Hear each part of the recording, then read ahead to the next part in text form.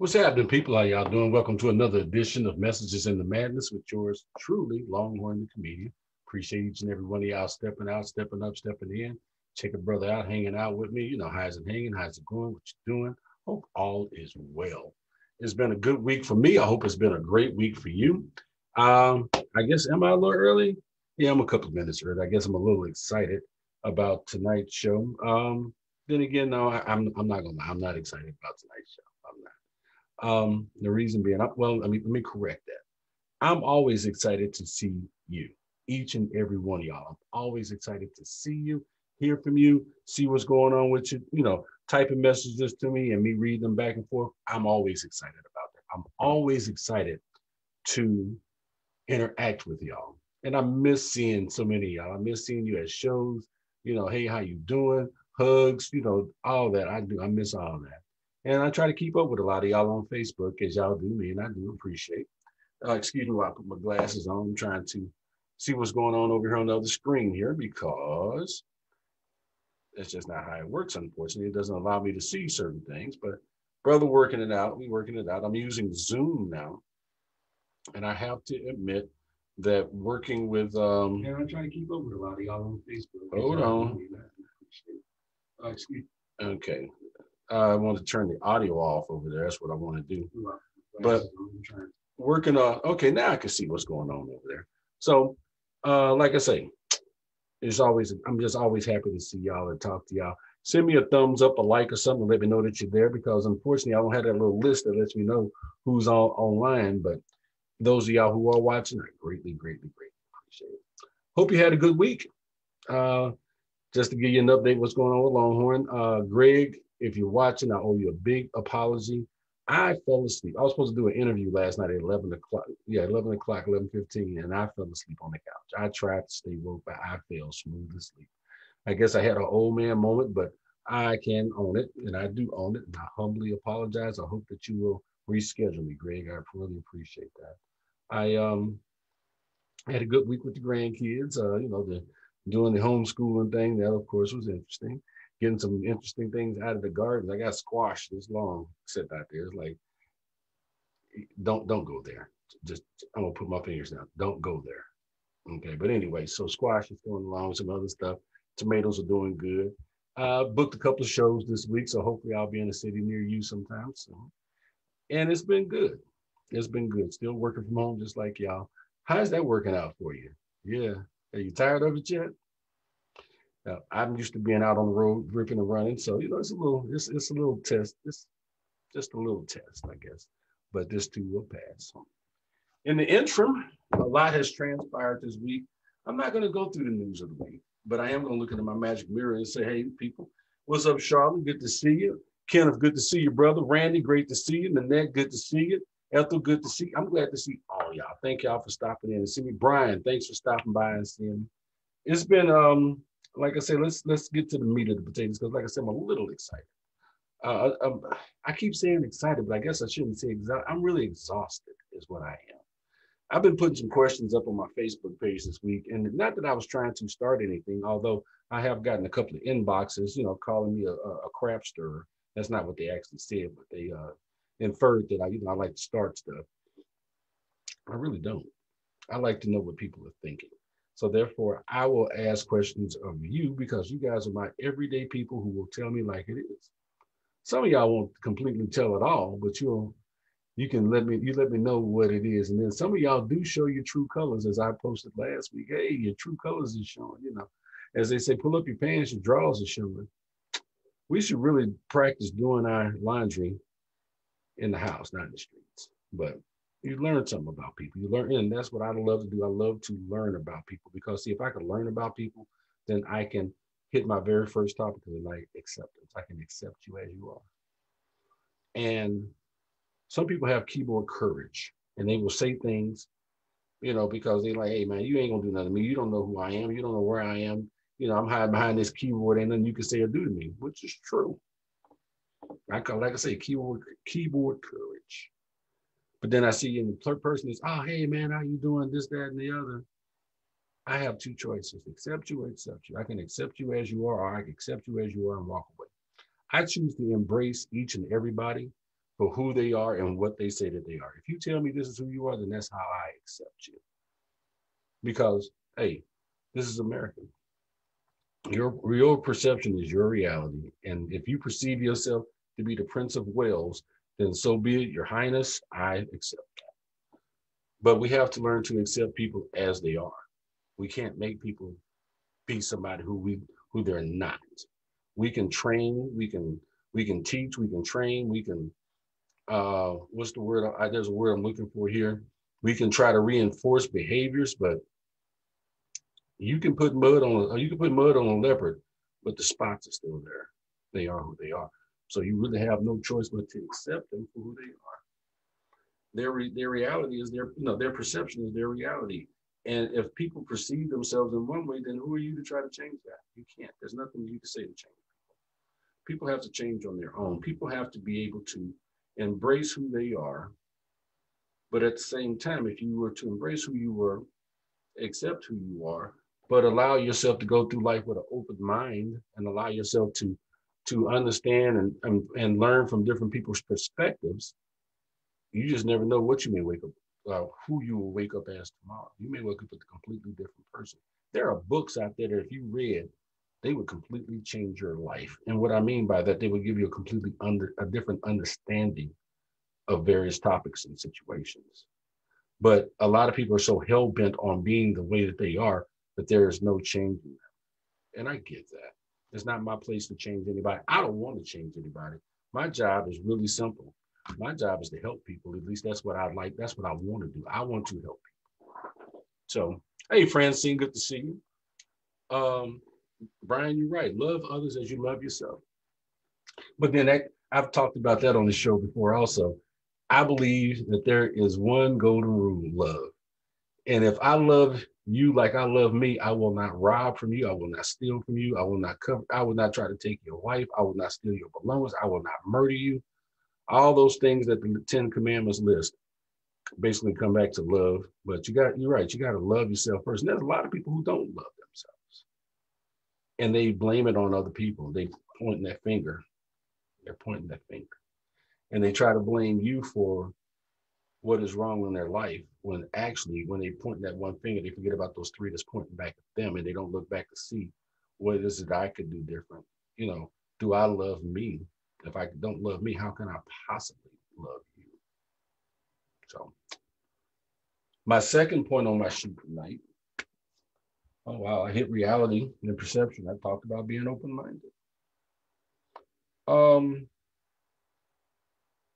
you don't know what it's like to walk in another person's shoes. I don't know what it's like to be a white man. And a white man doesn't know what it's like to be a black man. I don't know what it's like to be a white woman, a Hispanic woman, a Hispanic man, Chinese. I don't know what it is to be none of that. But none of us really knows what it's like until we take a minute and we walk in somebody else's shoes. Now, will we ever get the opportunity to do that? Who knows? Chances are we won't. But the reason why I bring that up is because I've posted a few things online just so, like I said earlier, to see different people's reactions. And one thing that I have seen is some people are so steadfast in their belief system that they're not willing to waver in any way, form, or fashion. It's fine. I get that. I love you for that. Be you. Do you. Be who you are. And if that's how it is, then that's how it is. But I got to tell you something that's really, really, really bothering me, and I got to get it off my chest. No, this is not going to become the Longhorn bitch show. That's not what I'm doing. I'm not bitching. I'm just telling you like it is. There are people who support our president, Donald Trump. I know I don't normally say his name, but I'm saying it tonight. President number 45. And I get that. And I applaud you for that because a lot of y'all are steadfast. You believe in what you believe, and there's no wavering. I get that. There are some of y'all who cannot stand the man, who despise him. I cannot say that I hate anybody because y'all know I'm not a big fan of that word. I respect him as a person, and I respect the office of the presidency. Am I a fan? No, but I'm not a Biden fan either. So there you go. I'm not a fan of a lot of people, but I respect them in who they are and what they are, which brings me to us as people. I respect you and accept you how you are. But I'm going to go back to one thing that bothers me. People who try to change people of color's perception of our president. They keep saying, "Oh, look! Trump has done more for Black people and Hispanics and Indian people than any other president." No, he has not. And please stop saying that. It's very offensive. Why is it offensive? Because you are putting us into a subcategory of Americans. Why do we have to be singled out as they've done more for Blacks and Hispanics and Indian people? Why do we have and why do minorities have to be separated out? Why can't we be part of the inclusion? Which brings me to my point. That is what's wrong with America right now, is that we are not included. So when you say that, you might as well just say that Masson did a whole lot for you colored folks. Masson did a whole lot for you Black folks. Yes, he has. What the hell? What about what we have done for this country? Blacks, Hispanics, and other minorities. Uh, Indigenous Americans, not Indians, Indigenous Americans, Americans who were here before Caucasians came. What about us? Why can't we be included in that? In we are Americans, or look what's been done for Americans. What is that? Please stop saying that, because it's offensive. It's almost like dropping the N word. Quite frankly, and I know maybe I'm being a little strong about it, but that's exactly how it feels. I'm not trying to be a comedian. I'm not trying to be funny. Man, I'm about as real as your next breath. It's offensive and it hurts. And it's small minded. Please stop saying that. What else do I got? Yes, I'm going to tackle this one too. And I know there's going to be people who say it. Now, you can't say that Trump ain't said it, what he said, what I just mentioned a minute ago, because so many of you have repeated it. But the thing about suckers and losers, for somebody to even allude to the possibility that he said that, is like comedy. There's a little bit of truth in every joke. Now, if you accept that and you accept the things that he says, that's on you. That's your perception. That's your reality. I get that. But as a veteran, and my daughter's a veteran, we're 5 generations strong Army vet in my family. My brother was Navy. I have a first cousin who's a major, 30 years now in the military, enlisted and became an officer. I've got first cousins that have all served in the military. So people go, oh well, yeah, he said what he said about the McCain, but a veteran is a veteran. And when you talk bad about one veteran, you're talking bad about all of us. So even if somewhere along the line somebody did allude to us being suckers and losers, and I won't say somebody, but the president, we should all be offended.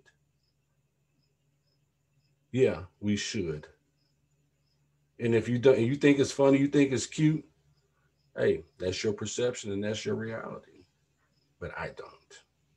And I have read thousands. I have not read thousands of people's stuff, but I've read so many people's stuff that apparently a lot of people feel the same way that I do. I am not a sucker and I'm not a loser. I was happy to serve this country, and I am not a loser. I may not have the best career, but I'm not a loser. And for someone who is supposed to embrace us, and for his people, not, and for his people to come out and say that he said such a thing, and people to collaborate this, whether it's right or whether it's wrong, there's a little bit of truth in every joke. Y'all keep showing me articles. Dave, thank you for putting up the article. I appreciate it. I'll probably read it later. I'm sure I will. But y'all don't understand. Maybe some do, maybe some don't. The things that are happening in this country right now are causing a racial divide larger than the Grand Canyon. Actually, the racial divide is about as large as the state of Kansas, and it's getting wider by the day. And many don't realize it, but many do realize it. And if you're okay with that, that's on you. Me, I'd like to see us pull more together because at the end of the day, we are in this together. No, I know I'm not some pretty face you're going to see on national news, or I'm not going to go viral behind what I said because, quite frankly, a lot of people could care less about what I say. You do, and I appreciate you. But we got to do better, people. So I just dropped down to 3 watchers. Do I feel bad? No, I actually feel better because I've been wanting to say this all week. We have got, what do we got going on? We got a lot going on. We got COVID going on. We got unemployment going on. We just had a hurricane that just wiped, that just hit hit the southern coast. There was an earthquake in North Carolina. North Carolina. Now they talk about not taking Social Security out of your checks to give you more money. Do you know that really doesn't help poor people or middle class because we're going to end up paying it back next year anyway. We got a lot of things going on. The last thing we need going for real is hate. We need more love. We need more care. We need more compassion for our fellow man and our fellow woman. We need to be reaching out instead of doing this. We don't need to be sitting high, looking low. Yeah, Trump, your man, cool. I ain't got nothing against you. Go for it. If Biden's your man, cool. I ain't got nothing for you. I personally wish we would drop the labels, of, and just drop the labels. That's what I wish for. But then again, who am I? I'm just a man. I'm just a black man in the basement, sitting here with no underwear, with no shorts on. I got no underwear, but I'm just keeping it 100. So this was truly messages in the madness, and the messages are not mixed. We need to love each other, embrace each other, try to be better to each other, not just today, but every day. I'm Longhorn. God bless y'all. $2.